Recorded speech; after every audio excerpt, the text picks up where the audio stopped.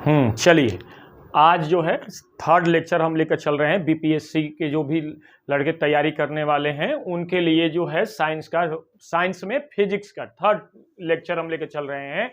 इसमें आज क्या क्या हमें पढ़ना है? यांत्रिकी में विराम पढ़ना है, गति पढ़ना है, गति के प्रकार पढ़ना है। गति के प्रकार में एक विमीय गति, द्विविमीय गति, त्रिविमीय गति, एक समान गति, असमान गति, दूरी, विस्थापन, चाल और वेग के बारे में पढ़ना है। हम एक एक टॉपिक लेते चल रहे हैं। पहला जो टॉपिक है विराम, ये देखिएगा विराम क्या है। विराम आप भी जानते हैं, विराम यानी मतलब इंग्लिश में क्या इसका नाम होता है? रेस्ट। रेस्ट क्या है? कोई भी ऑब्जेक्ट, कोई भी वस्तु यदि समय के साथ में अपनी अवस्था में परिवर्तन करती है तो वह विराम में कही जाती है, वह रेस्ट में कही जाती है। यानी फिर से सुनिएगा, जब कोई भी ऑब्जेक्ट यदि समय के अकॉर्डिंग, समय के रिस्पेक्ट में अपना अवस्था, अपनी पोजीशन चेंज करती है तो वह विराम में कही जाती है। ओके, दूसरा जो है गति। गति किसे कहते हैं? गति को इंग्लिश में क्या कहते हैं हम? मोशन। मोशन किसे कहते हैं? कोई भी ऑब्जेक्ट, कोई भी बॉडी यदि टाइम के रिस्पेक्ट में अपनी पोजीशन चेंज करती है तो उसे क्या कहते हैं हम? गति। नहीं करती है तो उसे क्या कहते हैं? विराम कहते हैं। शायद मैं गलत पॉइंट नोट कर दिया। विराम किसे कहते हैं? जब कोई भी ऑब्जेक्ट, कोई भी बॉडी अपनी अवस्था समय के साथ में परिवर्तित नहीं करती है उसे हम विराम कहते हैं। और जब कोई भी ऑब्जेक्ट, कोई भी बॉडी अपनी पोजीशन समय के अकॉर्डिंग चेंज करती है उसे हम क्या कहते हैं? गति कहते हैं। ओके, चलते हैं नेक्स्ट, गति के प्रकार। गति के प्रकार, गति के प्रकार। इसमें हम डिफिनीशन इसलिए नहीं लिखवा रहे हैं, कोई डिफिनीशन का कोई वैल्यू नहीं है, क्योंकि ऐसे समझते चलेंगे आप आसानी से वहां पर क्वेश्चन कर ले जाएंगे। गति के प्रकार, गति के जो प्रकार है वो दो प्रकार हैं, एक समान गति और एक असमान गति। लेकिन एक और क्लासिफिकेशन, वर्गीकरण होता है गति के, एक विमीय गति, द्विविमीय गति और त्रिविमीय गति। देखते हैं पहले एक विमीय गति। ये देखिएगा, ये यदि हम जो है ग्राफ प्लॉट करते हैं तो ये हो जाएगा एक्स एक्सिस, ये हो गया वाई एक्सिस और ये क्या हो जाएगा? Z axis. ये जो है तीनों एक्सिस एक दूसरे से 90 डिग्री के एंगल पर है।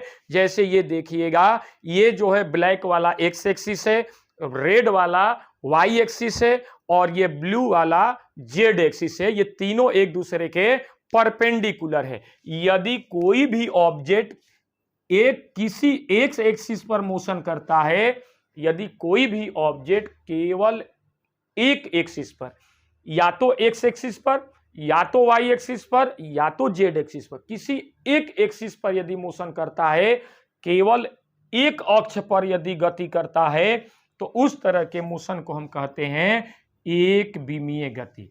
एक विमीय गति।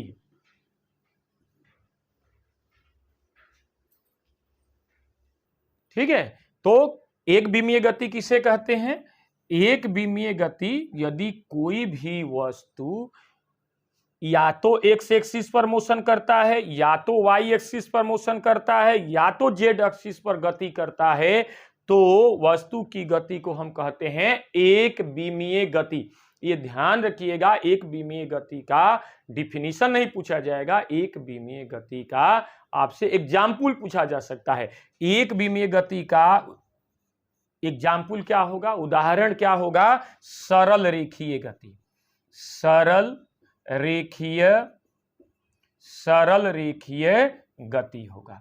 जो हम लोगों की गति है वो कैसी गति है? सरल रेखीय गति। हम लोग कैसी मोशन कर रहे हैं, कैसी गति कर रहे हैं? सरल रेखीय गति कर रहे हैं। ये अलग बात है, कोई जो है अलग कूद कर चले तो वो अलग इशू है, लेकिन सामान्यतः आइडियल जो मोशन क्या है? सीधी रेखा में चलना। तो सीधी रेखा में चलना, तो उस तरह के मोशन को क्या कहते हैं हम? सरल रेखीय गति। हम लोगों की गति क्या है? सरल रेखीय गति है। हम लोग किस पर चल रहे हैं? एक्स एक्सिस पर मोशन कर रहे हैं। यदि कोई व्यक्ति ऊपर की तरफ मोशन करता है, ग्रेविटी के, गुरुत्व के विरुद्ध यदि गति कर रहा है, तो उस समय भी उसकी गति क्या हो जाएगी? ये वन डायमेंशनल मोशन होगी, यानी एक विमीय गति होगी। तो एक विमीय गति का एग्जाम्पल क्या है? सरल रेखीय गति। एक विमीय गति किसे कहते हैं? जब कोई वस्तु एक्स एक्सिस पर या वाई एक्सिस पर या जेड एक्सिस पर यदि मोशन करता है, उसे हम एक विमीय गति कहते हैं। और एक विमीय गति का उदाहरण क्या है? सरल रेखीय गति है। ओके, दूसरा हम चलते हैं। दूसरे में क्या है? द्विविमीय गति। द्विविमीय गति, द्विविमीय गति किसे कहते हैं? द्विविमीय गति किसे कहेंगे? जब कोई भी वस्तु किन्हीं दो अक्षों पर गति करता हो, एक्स अक्ष वाई अक्ष या वाई अक्ष जेड अक्ष या एक्स अक्ष जेड अक्ष, दो अक्षों पर गति करता है, तो उस तरह की गति को कहते हैं हम द्विविमीय गति। द्विविमीय गति का उदाहरण क्या हो सकता है? वृत्तीय गति। वृत्तीय गति जो है क्या है? द्विविमीय गति का उदाहरण है। और क्या हो सकता है? प्रक्षेप गति। प्रक्षेप गति भी द्विविमीय गति का ही उदाहरण है। ये वृत्तीय गति किसे कहते हैं? यदि मौत के कुएं में कोई जो है यदि घूम रहा है, मौत के कुएं में जो स्टंटबाजी करता है कोई व्यक्ति, तो उसकी गति को क्या कहते हैं हम? वृत्तीय गति। यदि आप भी किसी सर्कुलर पाथ पर, यदि किसी वक्र पाथ पर घूम रहे हैं, गति कर रहे हैं, दौड़ रहे हैं, तो आपकी गति क्या कही जाएगी? वृत्तीय गति कही जाएगी। प्रक्षेप गति किसे कहते हैं? जैसे आप किसी पत्थर से आम को तोड़ने के लिए पत्थर फेंकते हैं, तो उस पत्थर की जो गति होगी वह प्रक्षेपीय गति कहलाएगी। ओके, अब चलते हैं हम तीसरा, त्रिविमीय गति। त्रिविमीय गति, त्रिविमीय गति, त्रिविमीय गति किसे कहते हैं? त्रिविमीय गति किसे कहते हैं? कि जब कोई भी वस्तु ऐसे गति कर रहा हो कि वह जो है उसकी गति एक्स अक्ष, वाई अक्ष और जेड अक्ष तीनों से प्रभावित हो रहा हो। यानी कोई वस्तु ऐसे गति कर रहा हो जिसमें विस्थापन किधर हो? एक्स अक्ष में भी हो, वाई अक्ष में भी हो और जेड अक्ष में भी हो, तीनों अक्ष में उसका विस्थापन हो रहा हो, तो उस तरह की गति को त्रिविमीय गति। थोड़ा देखिएगा, जो प्रक्षेप गति हम कह रहे हैं, देखिए इस तरह की गति को क्या कहते हैं? प्रक्षेप गति। देखिए यहां पर इसका विस्थापन एक्स अक्ष में भी हो रहा है और किसमें हो रहा है? वाई अक्ष में भी हो रहा है। तो इस तरह की गति को हम क्या कहते हैं? प्रक्षेप गति। और प्रक्षेप गति कैसा, किसका उदाहरण है? द्विविमीय गति का उदाहरण है। त्रिविमीय गति किसे कहते हैं? किसी वस्तु की वह गति जो एक्स अक्ष, वाई अक्ष और जेड अक्ष तीनों से प्रभावित हो रहा हो, तो वस्तु की गति को कहते हैं हम त्रिविमीय गति। त्रिविमीय गति का उदाहरण क्या है? त्रिविमीय गति का उदाहरण क्या है? उदाहरण रटिए, क्या है? बैलून की गति। बैलून की गति क्या है? त्रिविमीय गति का उदाहरण है। जो एरोप्लेन की गति है वो कैसी गति है? त्रिविमीय गति है। पक्षियों की गति कैसी है? त्रिविमीय गति है। ठीक है। Motion of birds, motion of birds, थोड़ा सा इंग्लिश जानिए। मोशन ऑफ बर्ड्स और मोशन ऑफ एरोप्लेन है ना। मोशन ऑफ एरोप्लेन और motion of birds, motion of aeroplane, motion of balloon, इनकी गति कैसी है? त्रिविमीय गति है। त्रिविमीय गति का उदाहरण है। ठीक है, ठीक है। तो यहां पर जो है गति के प्रकार जो है विशेष ध्यान रखिएगा कि एक विमीय गति, द्विविमीय। यदि ये पूछता है कि गति कितने प्रकार की होती है, तो हम दो ही प्रकार बताएंगे। कौन कौन से? एक समान गति और असमान गति। यदि विस्थापन के रिस्पेक्ट में यदि पूछेगा कि जो है किस तरह विमीय के रूप में बताइए कितने प्रकार का होगा, तो तीन प्रकार का, एक विमीय गति, द्विविमीय गति और त्रिविमीय गति। अब हम चलते हैं दूसरा गति के प्रकार में, जो है कि गति एक समान गति, एक समान गति है ना। तो एक समान, जिसको हम क्या कहते हैं? यूनिफॉर्म मोशन है ना। तो यूनिफॉर्म मोशन, एक समान गति किसे कहते हैं? जब कोई भी बॉडी, कोई भी वस्तु समान समयांतराल में समान दूरी तय करता है। देखिए कैसे, ये जो है, यदि हम डायग्राम बनाए, डायग्रामेटिकली हम आपको समझाने की कोशिश करें, तो यहां पर ए हो गया और ये बी हो गया, सी। कोई गाड़ी, कोई भी वस्तु ए से सी तक गई, अपनी टोटल जर्नी कहां तक है? सी तक है। ए से चला और सी तक पहुंचा। यदि मान लो कि ए से बी तक की जो दूरी है वो 20 मीटर है, ठीक है, और बी से सी तक की भी दूरी कितना है? 20 मीटर ट्रेवल कर रहा है। जो समय दिया गया है, समय जो दिया गया है वो कितना है? 2 सेकंड, ठीक। और T2 बराबर भी कितना हो गया? 2 सेकंड, ठीक है। तो समान समयांतराल में समान दूरी यदि तय करती है कोई वस्तु, तो उसकी गति को हम कहते हैं एक समान गति, ठीक है। जब कोई वस्तु समान समयांतराल में, तो समान समयांतराल देखिएगा, ए से बी तक 2 ही सेकंड है और बी से बी सी तक जो है 2 ही सेकंड है। तो जो है समय क्या है? समान है। दूरी भी समान है। ए से लेकर के बी तक की दूरी कितनी है? 20 मीटर, और बी से सी तक की दूरी कितनी है? 20 मीटर। तो समान समयांतराल में समान दूरी यदि तय करती है कोई वस्तु, तो उसकी गति को हम कहते हैं एक समान गति। तो यहां पर एक समान गति। दूसरा हम चलते हैं असमान गति, जस्ट इसके अपोजिट, है ना, असमान गति, ठीक है। असमान गति किसे कहते हैं? Non uniform, non uniform motion. तो नॉन यूनिफॉर्म मोशन किसे कहते हैं? डायग्रामेटिकली समझिए। यहां पर जो है, देखिए यहां पर थोड़ा सा ध्यान दें कि गति हो रही है तो कुछ ना कुछ उस बॉडी के अंदर स्पीड होगी, मतलब कि चाल होगी उसके अंदर। तो चाल देखिएगा, चाल बराबर क्या होता है? आगे पढ़ाएंगे। चाल बराबर होता है दूरी बटा समय, ठीक। अब मान लीजिए ये जो है ए से बी तक गई, तो उसकी चाल कितनी होगी? देखिएगा, दूरी कितनी है? 20 है, और समय कितना है? 2 है, तो कितना हो जाएगा? 10 मीटर पर सेकंड। चाल का मात्रक क्या होता है? मीटर पर सेकंड। अब यहां से देखिएगा, ये जो है बी से सी तक गई, तो मान लीजिए चाल बराबर क्या होगा? रटिए, चाल बराबर क्या होगा? दूरी बटा समय, है ना। तो बी से सी तक गई तो कितना दूरी ट्रेवल की? 20। समय कितना लगा बी से सी तक जाने में? 2 सेकंड।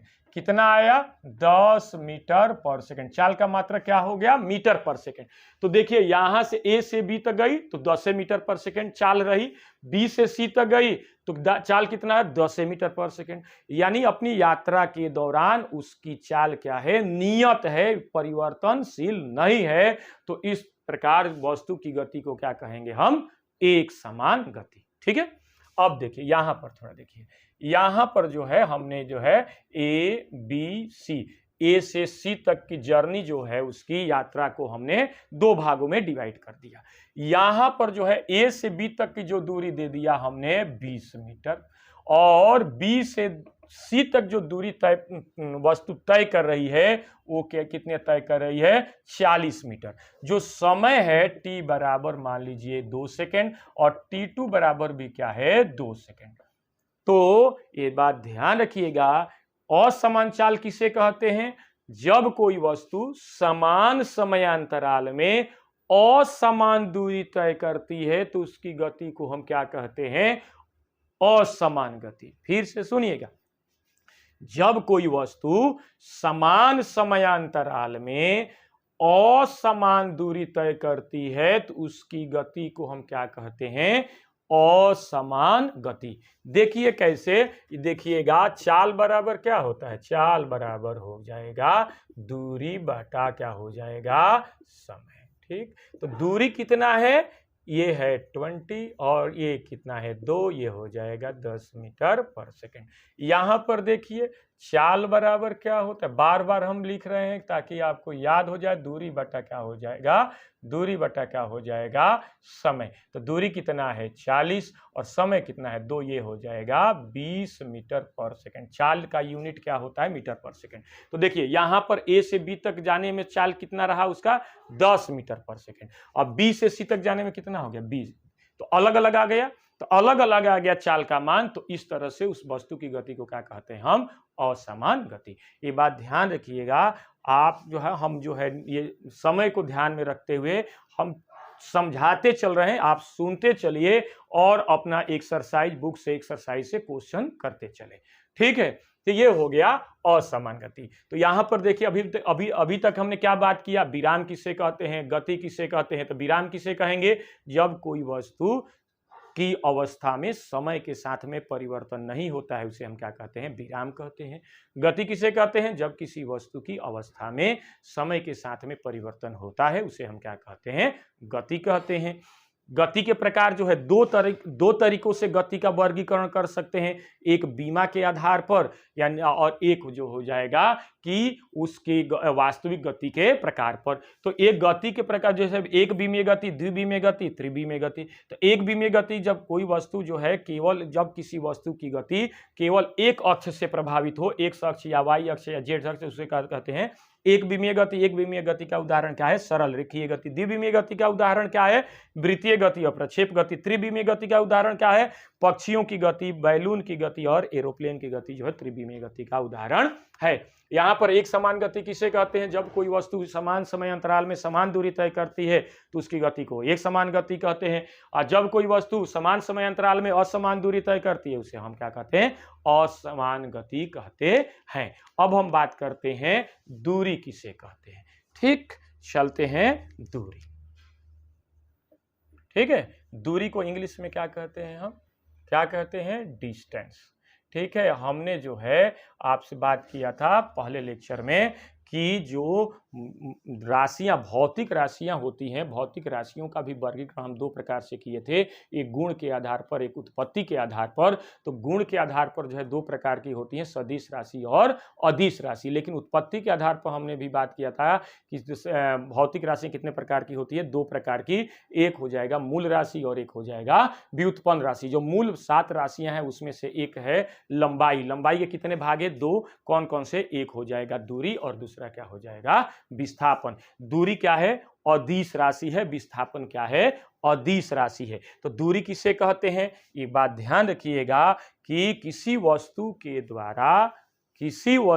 द्वारा प्रारंभिक बिंदु और अंतिम बिंदु के बीच की अधिकतम लंबाई को क्या कहते हैं, हम दूरी कहते हैं। फिर से सुनिएगा, किसी वस्तु के द्वारा, यदि मान लीजिए यहां पर जो है एक, हम जब एग्जाम्पल देंगे तभी ज्यादा क्लियर हो पाएगा। ये जो है ए से बी तक की दूरी हमने लिया, तो दूरी किसे कहेंगे, किसी वस्तु के द्वारा प्रारंभिक बिंदु और अंतिम बिंदु के बीच की अधिकतम लंबाई को हम क्या कहते हैं, दूरी कहते हैं। विस्थापन किसे कहेंगे, निम्नतम लंबाई को। ये कैसे, एग्जाम्पल में क्लियर होगा। दूरी जो है क्या होगी, ये जो है अधिकतम लंबाई हो जाएगी, है ना, अधिकतम लंबाई होगी। अधिकतम लंबाई होगी किसके किसके बीच, अधिकतम लंबाई किसके किसके बीच, प्रारंभिक बिंदु, प्रारंभिक बिंदु एवं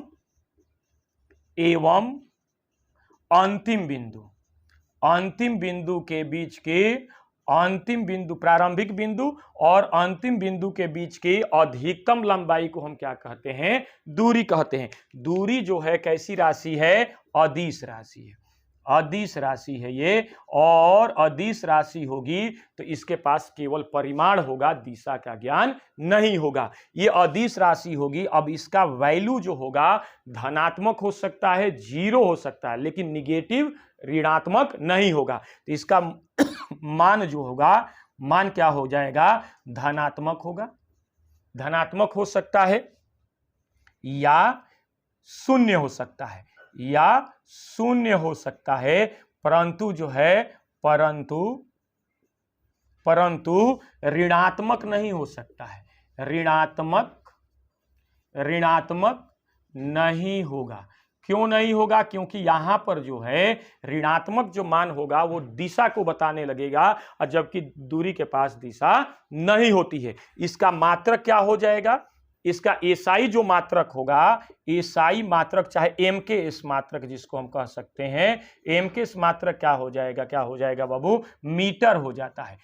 एसआई मात्रक मीटर होगा और सीजीएस मात्रक क्या हो जाएगा, सीजीएस मात्रक क्या हो जाएगा, सेंटीमीटर होगा। एक बात ध्यान दीजिएगा, दूरी का मान जो है पथ की लंबाई पर निर्भर करता है, लेकिन विस्थापन का मान जो है पथ की लंबाई पर निर्भर नहीं करता है। तो फिर से सोचिएगा, दूरी क्या है, प्रारंभिक बिंदु और अंतिम बिंदु के बीच की अधिकतम लंबाई को हम क्या कहते हैं, दूरी कहते हैं। अदिश राशि होता है, मान धनात्मक हो सकता है, शून्य हो सकता है, लेकिन ऋणात्मक नहीं हो सकता है। एसआई मात्रक क्या हो जाएगा, इसका मीटर हो जाएगा। सीजीएस मात्रक क्या हो जाएगा, सेंटीमीटर होगा। ठीक है, ठीक है। अब चलते हैं हम विस्थापन की तरफ। ठीक, विस्थापन का इंग्लिश क्या होता है, विस्थापन का डिस्प्लेसमेंट, डिस्प्लेसमेंट होगा। ठीक है, ये किसका भाग है, लंबाई का। लंबाई के कितने भाग हैं, दो भाग हैं, दूरी और विस्थापन। दूरी क्या होता है, अदिश राशि होता है। विस्थापन क्या होता है, सदिश राशि होता है। दूरी अदिश राशि क्यों है, क्योंकि उसके पास परिमाण है, वैल्यू है, दिशा का ज्ञान नहीं है। विस्थापन क्या है, सदिश है। क्यों सदिश है, क्योंकि इसके पास परिमाण और दिशा दोनों है, इसलिए ये क्या है, सदिश है। दूरी का मान, दूरी किसे कहते हैं, प्रारंभिक बिंदु और अंतिम बिंदु के बीच की अधिकतम लंबाई को, अधिकतम लंबाई को क्या कहते हैं, दूरी कहते हैं। दूरी क्या है, अदिश राशि। दूरी का मात्रक क्या होता है, एसआई मीटर। सीजीएस मात्रक क्या होता है, सेंटीमीटर। दूरी का वैल्यू धनात्मक हो सकता है, शून्य हो सकता है, लेकिन ऋणात्मक नहीं होगा। क्यों नहीं होगा, क्योंकि ऋणात्मक मान यहां पर दिशा को बताएगा, जबकि दूरी के पास दिशा का ज्ञान नहीं होगा। ठीक है, चलिए अब एग्जाम्पल बताएंगे तो ज्यादा क्लियर होगा दूरी और विस्थापन। विस्थापन किसे कहते हैं, विस्थापन प्रारंभिक बिंदु और अंतिम बिंदु के बीच की निम्नतम लंबाई को, ये जो है क्या है, निम्नतम लंबाई है ना, ये क्या है, निम्नतम लंबाई है। किसके किसके बीच, निम्नतम लंबाई है ना, किसके किसके बीच, किसके किसके बीच, प्रारंभिक बिंदु एवं अंतिम बिंदु, है ना, अंतिम बिंदु के बीच की निम्नतम लंबाई को हम क्या कहते हैं, क्या कहते हैं, विस्थापन कहते हैं, है ना। और ये क्या है, कैसी राशि है, ये सदिश राशि। क्यों सदिश राशि है, क्योंकि दिशा और परिमाण दोनों है ना। एक बात ध्यान दीजिएगा, दूरी को हम एक्स से और वाई से, capital X small X, capital Y small Y, capital S small S से हम रिप्रेजेंट करते हैं। उसी तरह से विस्थापन को भी हम उसी तरह से रिप्रेजेंट प्रस्तुत कर सकते हैं। ठीक है, विस्थापन सदिश है। परिमाण क्या होगा इसका, परिमाण क्या हो सकता है, परिमाण धनात्मक हो सकता है। ये क्या लिखा है, धनात्मक लिखा, पॉजिटिव लिखा हुआ वो। ठीक है, ये क्या है, ऋणात्मक हो सकता है, और क्या हो सकता है, जीरो हो सकता है। धनात्मक, ऋणात्मक और जीरो तीनों हो सकता है। ठीक, इसका एसआई मात्रक जिसको हम एम के एस कह सकते हैं बाबू, एम के एस मात्रक क्या हो जाएगा बाबू, क्या हो जाएगा, मीटर है। और सीजीएस यूनिट क्या हो सकता है, सीजीएस मात्रक क्या हो जाएगा, सेंटीमीटर हो सकता है। ठीक है, ओके। यहां पर जो है विस्थापन का मान जो है, विस्थापन का मान प्रारंभिक बिंदु और अंतिम बिंदु के बीच की लंबाई पर निर्भर नहीं करता है। विस्थापन का मान प्रारंभिक बिंदु और अंतिम बिंदु के बीच की लंबाई पर निर्भर नहीं करता है। विस्थापन जो है, प्रारंभिक बिंदु अंतिम बिंदु को मिलाने वाली जो रेखा है, उसकी निम्नतम लंबाई को ही हम विस्थापन कहते हैं। एग्जाम्पल पर हम चलते हैं, देखिएगा पहला एग्जाम्पल, देखिएगा यहाँ पर जो है, यहाँ पर एक बॉडी है, एक वस्तु है, कहाँ से कहाँ चल गई, ए से बी तक। देखिए ये तीर क्या बतला रहा है कि बॉडी कहाँ से कहाँ चली, ए से बी तक। तो हम कहेंगे कि ए से बी तक जाने में दूरी कितनी हो गई, ए से बी तक जाने में दूरी कितनी हो गई, ए बी हो गई। विस्थापन यदि हम कहेंगे कि विस्थापन कितना है ए से बी तक जाने में, ये देखिए ए से बी, ये तीर लगाया है, ए से बी तक कहाँ वस्तु गई है, तो वस्तु गई है तो दूरी कितना, देखिएगा विस्थापन भी देखिए, ए से बी तक जाने में विस्थापन कितना हो गया, ए बी। यहाँ पर जो है इस स्थिति में जो बॉडी ए से बी तक गई है तो दूरी और विस्थापन का मान क्या है, बराबर है। लेकिन दूसरा एग्जाम्पल थोड़ा देख लीजिएगा, यहाँ पर जो है दूसरा एग्जाम्पल देख लीजिएगा, एक बॉडी जो है कहाँ से कहाँ तक गई, ए से बी तक गई है ना, और फिर क्या हो गई, बी से फिर क्या हो गई, ए तक लौट आई। कोई एक लड़का है घर से स्कूल गया, फिर स्कूल से कहाँ गया, घर पर आ गया, तो पूछता है कि दूरी कितनी है ना, दूरी कितनी, तो दूरी कितनी होगी, दूरी कहाँ से कहाँ तक, ए से बी और बी से ए। ध्यान रखिएगा, ए से बी और फिर क्या हो गया, बी से ए, तो क्या हो जाएगा, A B plus B A B plus B A, ये दोनों को जोड़ देंगे वही दूरी का मान होगा। यदि मान लो ए से बी तक की दूरी कितनी है, x है, तो देखियो तो बी से ए तक की भी दूरी कितनी होगी, x ही होगी, तो क्या कितना हो जाएगा, x plus X equal to कितना हो जाएगा, 2x। ठीक है, क्लियर। अब देखिए विस्थापन यदि हम बात करें, विस्थापन यदि बात करें हम, देखिएगा ये एग्जाम्पल जो है, ये एग्जाम्पल इंटरेस्टेड है। विस्थापन बात करें कहां से कहां तक, ए से बी तक और बी से कहां तक, ए तक। तो देखिए यहां पर ए से बी गया तो कितना हो गया, ए बी हो गया, फिर बी से ए आ गया, तो जब ए से बी जाएगा तो मान लो एक दिशा में गया, बी से ए आया तो दूसरी दिशा में आ गया। ठीक है, क्यों दिशा के बारे में बात करें, क्योंकि हम विस्थापन निकाल रहे हैं, तो विस्थापन में दिशा का हमें ज्ञान है, तो क्या हो जाएगा, बी और ये माइनस बी ए। ठीक है, क्लियर। ये देखिएगा, ये धनात्मक लिया एक दिशा के लिए, और जब उल्टा आएंगे तो क्या हो जाएगा, वो ऋणात्मक हो जाएगा। दिशा उल्टी हो गई तो दिशा उल्टी हो गई, दिशा, क्योंकि हम विस्थापन बात कर रहे हैं तो विस्थापन में दिशा बात करेंगे, दूरी में विस्थापन की बात नहीं करेंगे, तो दूरी में विस्थापन के दूरी में हमें दिशा के बारे में बात नहीं करेंगे, तो हम प्लस माइनस के बारे में बात नहीं करेंगे, या तो प्लस लेंगे या तो माइनस लेंगे। हो सकता है यहां पर क्या करेंगे, यहां पर प्लस, यहां पर देखिए यहां पर माइनस और यहां भी माइनस, तो दोनों के साइन एक रखेंगे। ठीक है, तो यहां पर देखिएगा क्या हो जाएगा, ए बी माइनस बी ए, और दोनों का मान क्या है, बराबर है, इसलिए कैंसिल हो जाएगा, तो विस्थापन कितना हो गया, 0। एक लड़का जो है घर से स्कूल गया और फिर जो है कुछ समय के बाद, पढ़ने के बाद फिर घर स्कूल से घर आ गया, तो पूछेगा कि उसके द्वारा विस्थापन कितना होगा, तो 0 होगा। दूरी कितनी हो गई, तो दुगनी हो जाएगी, जितनी दूरी गया उतनी ही दूरी आया। तो मान लीजिए कि घर से स्कूल की दूरी 100 मीटर है, तो 100 मीटर गया और 100 मीटर आया, मतलब कि दूरी भी कितनी टोटल हो गई है, उसके द्वारा तय की गई 200 मीटर। ठीक है, देखिएगा तीसरा एग्जाम्पल, देखिए तीसरा, ठीक, तीसरा एग्जाम्पल देखिए, ये देखिए एक जो है, ये जो है वृत्ताकार पथ है, वृत्ताकार पथ है, और इसकी जो है ये त्रिज्या है स्मॉल r। एक व्यक्ति जो है, चाहे जो है एक जो मेले में जो मौत का कुआं होता है, तो एक व्यक्ति जो है क्या किया, गाड़ी चलाते हुए क्या किया, ऐसे चलते चलते चलते चलते चलते चलते क्या किया कि ये देखिए यहाँ पर ए से चला था और फिर क्या हुआ, ए पर ही आ गया। तो इस स्थिति में ये देखिएगा दूरी है ना, दूरी कहाँ से कहाँ तक, ए से गया, अब मान लीजिए यहां पर मान लीजिए बी है, तो ए से गया बी और बी से फिर कहां आ गया, ए तक। ठीक है, तो दूरी कितनी हो जाएगी, तो दूरी बराबर कितना हो जाएगा, वृत्ताकार पथ की परिधि, वृत्ताकार पथ की, ये थोड़ा सा याद रखना पड़ेगा इसको, फॉर्मूले को। वृत्ताकार पथ की परिधि होती है 2 पाई r।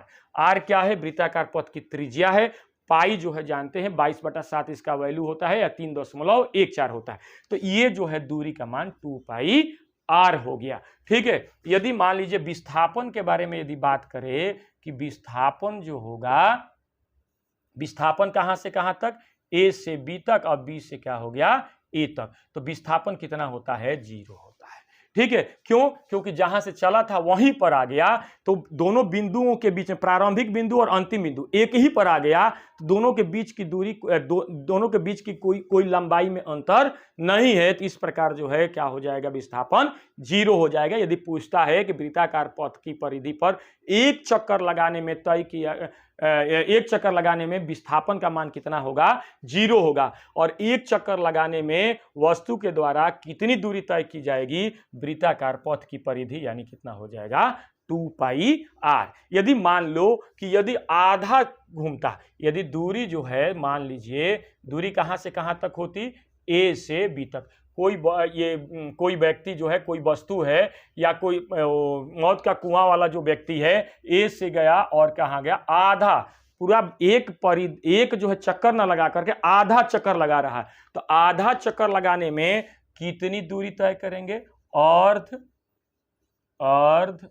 वृत्त की परिधि। तो अर्ध वृत्त की परिधि कितनी हो जाएगी यहां पर, पाई r, क्योंकि पूरे वृत्त की परिधि कितनी हुई, 2 पाई r, तो उसका आधा हो जाएगा कितना, पाई r। और विस्थापन यदि हम बात करें यहां पर,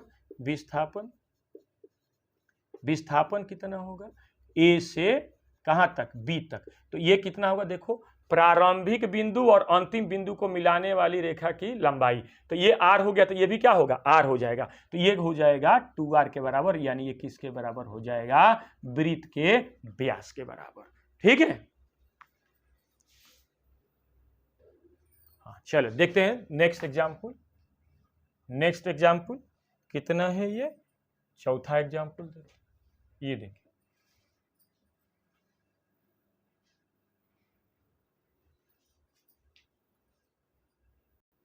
ठीक है। तो यहां पर देखिए, ये जो है वृत्ताकार पथ है, यहां से देखिएगा, ये वृत्ताकार पथ कर रहे हैं, ये जो है ट्रेंगल है, ये त्रिभुज है। अब यहां से कोई बॉडी यहां से ए से चली बी पर, और बी से कहां चली गई, सी पर। अब पूछता है कि ए से सी तक जाने में कितनी दूरी तय करेगा कोई वस्तु। तो देखिएगा, दूरी कहां से कहां तक हमें फाइंड करना है, ए से बी और बी से क्या हो गए, सी। तो कितना दूरी हो जाएगा, जैसे जैसे चला है वैसे वैसे उतनी लंबाई जोड़ देंगे तो वह दूरी हो जाएगा। कितना हो जाएगा, A B plus B C, यही दूरी होगा। ठीक है। अब यदि मान लीजिए कि विस्थापन पूछ रहा है, ठीक है, तो विस्थापन पूछ रहा है तो बहुत आसान है कि यहां से विस्थापन कहां से कहां तक, ए से सी तक, बी नहीं बहू, है ना, क्योंकि shortest length of path is known as displacement. Shortest length of path is known as displacement, यानी निम्नतम लंबाई प्रारंभिक बिंदु और अंतिम बिंदु के बीच की। ये कितना हो जाए, देखो यहां से यहां पर जाना है, यहां से चला है और यहां पर, तो यदि इससे चलेगा तो ये लॉन्गेस्ट लेंथ ऑफ पाथ हो जाएगा, और सीधे निकल जाएगा, तिर्यक निकल जाएगा, वही क्या हो जाएगा, शॉर्टेस्ट लेंथ ऑफ पाथ। तो शॉर्टेस्ट लेंथ ऑफ पाथ क्या हो जाएगा, ये देखिए AC, तो यही क्या हो जाएगा, AC के बराबर। ठीक है। यदि AC यहां, इसको हम क्या कहते हैं, कर्ण कहते हैं, है ना, इसको क्या कहेंगे हम, आधार कहते हैं, है ना, त्रिभुज में, और इसको क्या कहते हैं हम, लंब कहते हैं। ठीक। तो एक पाइथागोरस प्रमेय के, यदि पाइथागोरस प्रमेय के अनुसार यदि देखा जाए तो यदि AC निकालना हो तो AC का स्क्वायर इक्वल टू क्या हो जाएगा, BC का स्क्वायर प्लस AB का स्क्वायर, है ना। तो यहां पर जो है देखिए AC है, यही तो विस्थापन है, तो ये हो जाएगा, ये देखिए ये स्क्वायर है, जब इधर जाता है तो अंडर रूट में तब्दील हो जाता है, ये अंडर रूट हो गया, और ये हो जाएगा BC का स्क्वायर प्लस AB का स्क्वायर इक्वल टू क्या हो गया, AC। जैसे एक एग्जाम्पल पर देख लीजिए कैसे विस्थापन है। जैसे मान लो कि ये यहां से यहां तक, ये जो त्रिभुज का ये लंबाई है मान लो 4 मीटर, ये देखिएगा, और इसकी लंबाई है 3 मीटर। ठीक है ना। तो कहता है कि दूरी कितनी तय करेगा, A से C तक जाने में दूरी कितनी तय करेगा। तो देखिए AB कितना है, 4 मीटर, और BC कितना है, 3 मीटर, तो कितना हो जाएगा, 7 मीटर, है ना, दूरी जो है 7 मीटर हो जाएगा। लेकिन यदि विस्थापन पूछ देगा कि A से C तक जाने में विस्थापन कितना होगा, तो देखिएगा यहां पर, ये देखिए BC का वैल्यू हम रख देंगे, यहां पर BC का वैल्यू रख देंगे, यहां पर देखिए BC किधर है, BC का वैल्यू रख देंगे 3 का स्क्वायर, और ये AB कितना है, 4 का स्क्वायर। तो ये कितना हो जाएगा, 3 3 का 9 और 4 का 16, कितना हो जाएगा, 25 होगा ना। 25 का वर्गमूल निकालेंगे तो क्या आ जाएगा, 5 मीटर।